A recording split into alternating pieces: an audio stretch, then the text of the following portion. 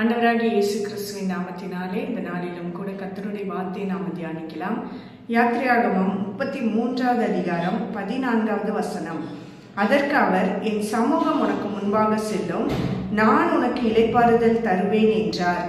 இந்த வார்த்தையின்படியாக கர்த்தர் இந்த நாளிலே நம்மை ஆசீர்வதிக்க அவர் வல்லமையுள்ள தேவனாக இருக்கிறார். உங்க வாழ்க்கையில அநேக காரியங்களுக்காக நீங்க தேவ சமூகத்துல அமர்ந்தீங்கன்னா தான் கர்த்தருடைய சமூகம் நமக்கு முன்பதாக கடந்து சென்று கோணலான எல்லா பாதைகளையும் செவ்வையாக நடத்த அவர் நமக்கு முன்பதாக வருவதற்கு அவருடைய சமூகத்துல அனுதினமும் அமர பழக கற்றுக்கொள்ளணும். இன்னைக்கு அநேகர் வசனங்களை தியானிக்க அமர்வதில்லை, கர்த்தருடைய சமூகத்துல அமர்ந்து பேச பழகுவதில்லை. இந்த காரியங்கள் எல்லாம் அவர்கள் செய்யாததினாலே தங்களுடைய வாழ்க்கையில அநேக தடைகள், அநேக இழப்புகள், தோல்வியான காரியத்தை சந்தித்து கொண்டிருக்கிறாங்க. ஆனா புலம்புறாங்க, கடவுள் எங்களுக்கு எதுவுமே செய்யல அப்படின்னு சொல்லி. ஆனா நாமளும் கர்த்தருடைய சமூகத்துல அமர்ந்து அவர் இடத்துல கேட்டாதாங்க நமக்கு அவர் ஆசீர்வாதத்தை கொடுக்க முடியும். ஒவ்வொரு நாளும் அதை பழக கற்றுக்கொள்ளுங்க. வேத தியானத்தை அனுதினமும் படிக்க கற்றுக்கொள்ளுங்க. நிச்சயமாக கர்த்தர் நம்மை ஆசீர்வதிக்க வல்லவராக இருக்கிறார். அப்பதான் நமக்கு எல்லா செவ்வையான பாதைகளையும் அவர் காட்ட முடியும்.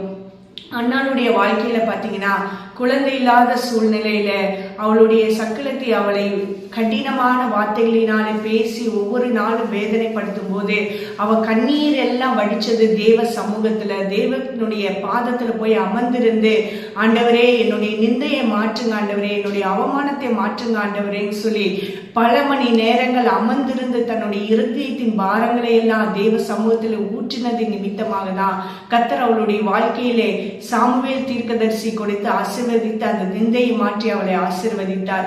அந்த ஆசீர்வாதத்தை நாமளும் சுதந்திரிக்க தேவ சமூகத்துல இந்த நாளிலே அமரும் போது கர்த்தருடைய சமூகம் நமக்கு முன்பதாக சென்று நமக்கு இளைப்பாறுதலான வாழ்க்கையை அவர் கொடுக்க வல்லவராக இருக்கிறார்.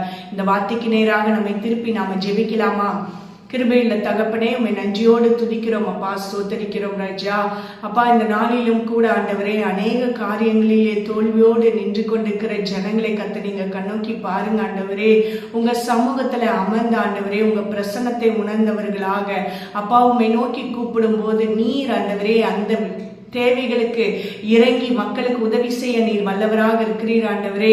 அந்நாளின் கண்ணீரை கண்டு அவருக்கு ஆசீர்வாதத்தை கொடுத்த தேவன், அதே போல இந்த நாளிலும் கூட ஆண்டவரே ஜனங்கள் எல்லாம் உங்க சமூகத்துல அமர்ந்து ஆண்டவரே ஆசீர்வாதங்களை பெற்றுக்கொள்ளும்படியாக கர்த்தர் நீங்க கிருபை செய்யுங்க என்று இயேசு கிறிஸ்துவின் நாமத்தினாலே ஒப்பு கொடுத்து ஜெபிக்கிறேன் ஜீவனுள்ள நல்ல தகப்பனே, ஆமென். கர்த்தர் தாமே இந்த வார்த்தையின்படியாக இந்த நாளிலே நம்மை ஆசீர்வதித்து நடத்துவாராக. God bless you. God bless you.